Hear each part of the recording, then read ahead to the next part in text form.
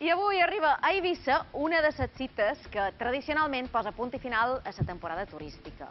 Tracta de la Fira de la Tardor, que un any més reuneix la millor artesania de l'illa en el passeig de Vara de Rei.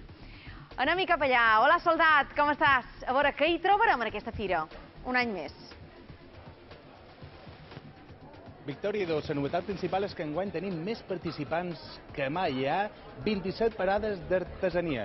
4 d'elles venen de la península. És una xifra inferior a d'altres anys perquè com se n'han apuntat tant d'Eivissa, n'ha pogut venir menys de fora. Un d'ells és Sant Chueco, que és aquest pallater que ve de La Coruña, que ja és la 5ª vegada que ve a Eivissa y imaginamos que si ya es la 5ª vez, ya ha repetido tanto, es que este es un buen sitio para la artesanía, Ibiza. Sí, tiene buen público. Suelo vender otras piezas que no vendo en la península. Acá tienen otro gusto, digamos. ¿Aquí el público es más atrevido, podemos decir? Sí, hay de todo.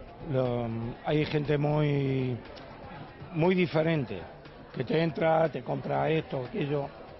Es diferente, es un público muy diferente. Pues muchas gracias y que vaya bien la feria, que empieza hoy. Venga, gracias. Victòria, perquè comença avui la fira i estirà oberta fins al diumenge 2 d'octubre, de 10 a 1:30 del matí i de 5:30 a 10:30 de la nit. Són molts de dies i, com bé dèiem, aquesta cita ve a ser la que posa punt i final a la temporada turística. Una temporada turística que també comença en l'altra fira. Aquí, els artesans de l'Associació d'Artesans de la Petita i Mitjana Empresa d'Eivissa i Formentera tenen dos grans cites.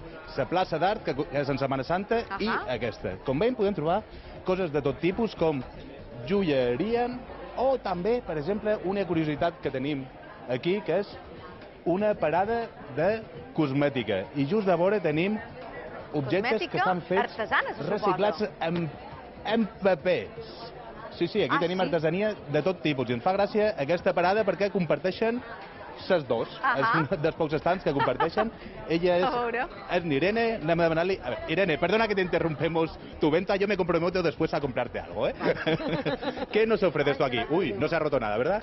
Bueno, yo ofrezco aceites terapéuticos hechos a través de las plantas medicinales de aquí de la isla, a través de maceraciones, al sol y a la luna, y creo este tipo de aceites.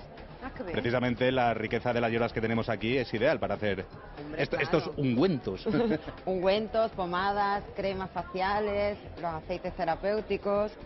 También utilizo el alambique para destilar las plantas de la isla y aprovechar lo máximo posible la propiedad. Pues muchas gracias, que vaya bien esta feria, ¿eh? Gracias.